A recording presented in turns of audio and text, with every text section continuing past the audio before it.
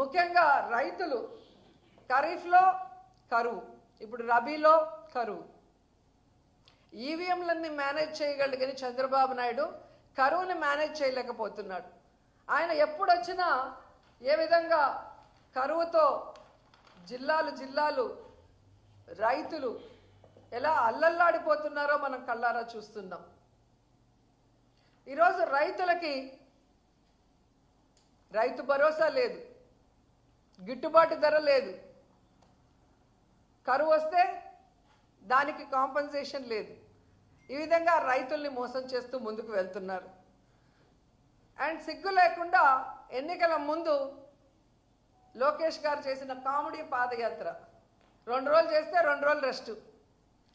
ఆ పాదయాత్రలో పెట్రోల్ బంకుల దగ్గర సెల్ఫీలు తీసుకోవటం, సూపర్ మార్కెట్ల దగ్గర సెల్ఫీలు తీసుకోవటం, సబ్ స్టేషన్ల దగ్గర సెల్ఫీలు తీసుకోవటం. మేము కరెంటు పెంచము, మేము పెట్రోల్ డీజిల్ పెంచము, నిత్యావసర వస్తువుల ధరలు పెంచము అని చెప్పి గొప్పగా చెప్పుకున్నారు. ఈరోజు నేను లోకేష్ని సూటిగా అడుగుతున్నాను, మీరు మళ్ళీ పెట్రోల్ బంకుల దగ్గర కానీ సబ్ స్టేషన్ల దగ్గర కానీ నిత్యావసర వస్తువులు అమ్మే చోటికి వచ్చి సెల్ఫీలు తీసుకొని మేము పెట్రోల్ డీజిల్ ధరలు తగ్గించాము, మేము కరెంటు ఛార్జీలు తగ్గించాము, మేము నిత్యావసర వస్తువుల ధరలు తగ్గించామని చెప్పే దమ్ము ధైర్యం ఉందా అని అడుగుతున్నా. ఈరోజు పాల నుంచి పవర్ ఛార్జెస్ వరకు అన్నీ పెంచేసి జనాల జీవితాల్ని నాశనం చేస్తున్న మీకు ఖచ్చితంగా తొందరలో జనాలు బుద్ధి చెప్తారని కూడా ఈ సందర్భంగా తెలియజేసుకుంటున్నాను. ఎందుకంటే వీళ్ళు వచ్చిన తర్వాత ఒక పక్క సంక్షేమం లేదు, ఒక పక్క అభివృద్ధి లేదు. అండ్ చాలా ముఖ్యమైనది, మహిళలకి సంక్షేమం లేకపోయినా పర్లేదు కానీ భద్రత లేకుండా పోయింది. వాళ్ళు అసెంబ్లీలో అడిగిన క్వశ్చన్కి ఇచ్చిన ఆన్సర్లోనే మీకు తెలుస్తుంది. జూన్ 24 నుండి జనవరి 25 వరకు 16,809 కేసులు. అంటే ప్రతిరోజు దాదాపుగా 70 మంది మహిళలు చిన్నపిల్లల మీద ఏ విధంగా రేపులు కానీ అఘాయిత్యాలు కానీ టార్చర్లు కానీ న్యాయాలు కానీ అన్నీ జరుగుతున్నాయో వాళ్ళే సాక్షాత్తు అసెంబ్లీలో అడిగిన క్వశ్చన్కి ఇచ్చారు. ఈరోజు జగనన్న అధికారంలో ఉన్నప్పుడు మహిళా పక్షపాత ముఖ్యమంత్రిగా మహిళలకు ఎంత అండగా ఉన్నారో మనం కళ్ళారా చూసాం. కానీ ఈరోజు చంద్రబాబు నాయుడు ముఖ్యమంత్రి అయ్యాక మహిళల కక్ష సాధించే విధంగా ఈరోజు కార్యక్రమాలు చేపడుతున్నారు. ఉదాహరణకి ఎన్నో ఉన్నాయి. ఈ రాష్ట్రంలో ఎంతమంది ఆడపిల్లల్ని రేప్ చేశారు, చంపేశారు, ముక్కలు చేసేశారు, అయినా కూడా పట్టించుకోరు.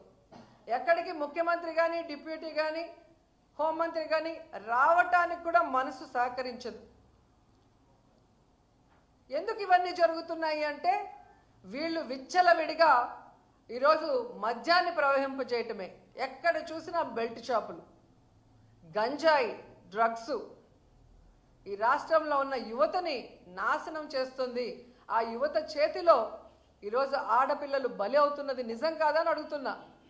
సాక్షాత్తు ముఖ్యమంత్రి ప్రాతినిధ్యం వహిస్తున్న కుప్పంలో కానీ హోంమంత్రి ప్రాతినిధ్యం వహిస్తున్న వైజాగ్ ప్రాంతంలో ఈరోజు ఎకరాలకు ఎకరాలు గంజాయి పండిస్తుంటే ఏం చేస్తున్నారని అడుగుతున్నా. 100 రోజుల్లో గంజాయి లేకుండా నిర్మూలిస్తామన్న మీరు ప్రాతినిధ్యం వహిస్తున్న చోట ఇంత గంజాయిని పండిస్తూ ఈ విధంగా బెల్ట్ షాపుల్ని పెట్టించి విచ్చలవిడిగా మందు సరఫరా చేస్తూ కొత్తగా డ్రగ్స్ను కూడా తీసుకొచ్చారు. సాక్షాత్తు ముఖ్యమంత్రి గారు నివాసం అంటున్న గుంటూరు ప్రాంతంలోనే ఈరోజు డ్రగ్స్ దొరుకుతున్నాయంటే వీళ్ళు ఏం పరిపాలిస్తున్నారని నేను అడుగుతున్నాను. వీటి వల్లే కదా ఆడవాళ్ళ మీద ఇన్ని అఘాయిత్యాలు జరుగుతున్నాయి. మొన్నటికి మొన్న మనం చూసాం కిమ్స్లో ఫార్మసీ స్టూడెంట్ని ఆ ఏజీఎం దీపక్ అనేవాడు ఎలా బ్లాక్మెయిల్ చేశాడు, ఎలా అమ్మాయిని లోబర్చుకున్నాడు, ఎలా అమ్మాయిని వాడుకున్నాడు. ఈరోజు ఆ అమ్మాయి ఆత్మహత్య చేసుకునేదానికి ఎలా కారణమయ్యాడో కల్లారా మనం చూస్తున్నాం. మార్చి 23వ తేదీన జరిగితే సూసైడ్ అటెంప్ట్ 3 రోజుల వరకు ఆ కేసుని ఎలా నీరుగార్చాలన్న ప్రయత్నమే ఈ ప్రభుత్వం చేసింది. ఎందుకంటే హాస్పిటల్ చంద్రబాబు నాయుడు సామాజిక వర్గానికి ఆయనకు కావాల్సిన మనిషిది. ఆ ఏజీఎం దీపక్ తెలుగుదేశం పార్టీ నాయకుడు.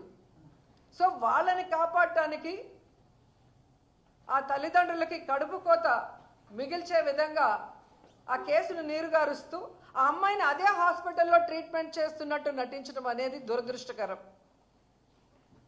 ఈరోజు స్టూడెంట్స్, మహిళా సంఘాలు, వైఎస్ఆర్సీపీ అందరూ కూడా పోరాటం చేశాక ఏదో తూతూ మంత్రంగా అరెస్ట్ చేశారు. కానీ ఎందుకు ఈ రోజు వరకు ఆ హాస్పిటల్లో ఉన్న సీసీ ఫుటేజ్ని బయటికి ఇవ్వలేదు అని అడుగుతున్నా.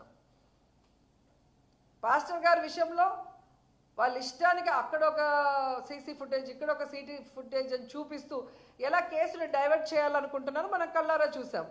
అలాగే అనేక కేసుల్లో మనం చూసాం కేసులు డైవర్ట్ చేయడానికి ఎలాంటి సీసీ ఫుటేజ్లు వీళ్ళు బయటికి ఇస్తారని.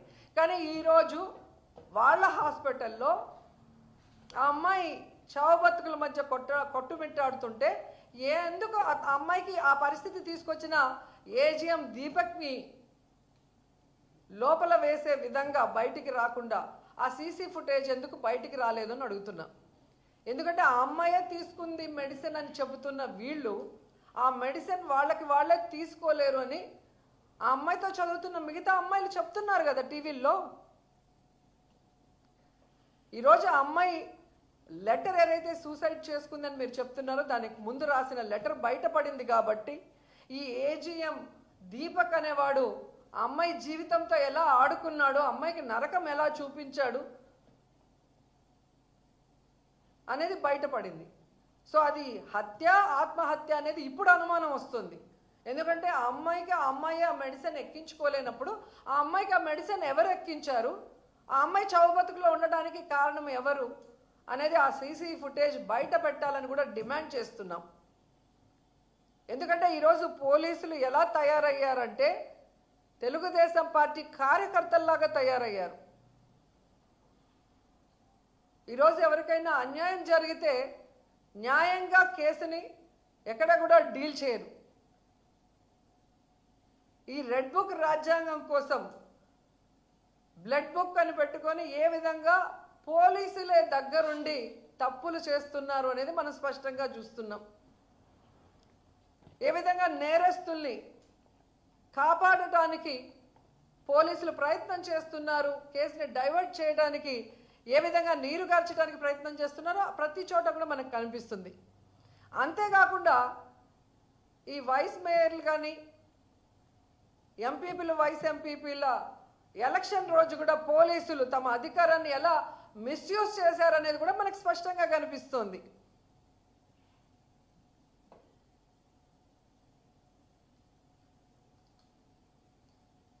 నిజంగా పోలీసు వ్యవస్థ తెలుసుకోవాల్సింది ఒక్కటే, చంద్రబాబు నాయుడు శాశ్వతంగా అధికారంలో ఉండడు. మీరు రూల్స్కి విరుద్ధంగా అన్యాయంగా వర్క్ చేస్తే రాబోయే రోజుల్లో మీరందరూ కూడా పర్యవసానం ఎదుర్కోవాల్సి వస్తుంది. న్యాయ వ్యవస్థ మీద, పోలీసు వ్యవస్థ మీద ప్రజలకున్న గౌరవాన్ని పెంపొందించాలే కానీ ఈ విధంగా అన్యాయం చేసిన వాళ్ళకి అండగా నిలబడి పోలీసులు పని చేయకూడదని కూడా ఈ సందర్భంగా తెలియజేసుకుంటున్నాను. ఎందుకంటే ఈరోజు మీరిచ్చిన ప్రకారమే ఒక రోజుకి 70 మంది మహిళల మీద, పిల్లల మీద అఘాయిత్యాలు జరుగుతున్నాయి, అత్యాచారాలు జరుగుతున్నాయంటే ఎంత దురదృష్టకరమో ఒకసారి చూడండి. సో ఇప్పటికైనా ప్రభుత్వం మేల్కొనాలి. ఆడవాళ్ళ రక్షణ, ఆడవాళ్ళ భద్రత మీద క్యాబినెట్లో డిస్కస్ చేసి ఈ దిశ యాప్, అలాగే దిశ చట్టాన్ని ఈరోజు మీరు కేంద్రంలో బీజేపీతో ఉన్నారు కాబట్టి దాన్ని ఎలాగైనా ఓకే చేయించుకొని తీసుకొచ్చి ఈ రాష్ట్ర మహిళల్ని కాపాడాలని కూడా డిమాండ్ చేస్తున్నాం. ఎంతసేపు వైఎస్ఆర్సీపీ లీడర్స్ మీద అక్రమ కేసులు పెట్టడం, వాళ్ళని చంపించడం, వాళ్ళని హ్యూమిలేట్ చేయటం, వాళ్ళని కిడ్నాప్ చేయటం, ఇవి చేస్తే భయపడిపోతారు అనుకున్నారేమో మేం కానీ ప్రజలు. ఆ పరిస్థితి లేదు అనేది కూడా తెలుసుకోండి. ఎందుకంటే మొన్న ఎగ్జాంపుల్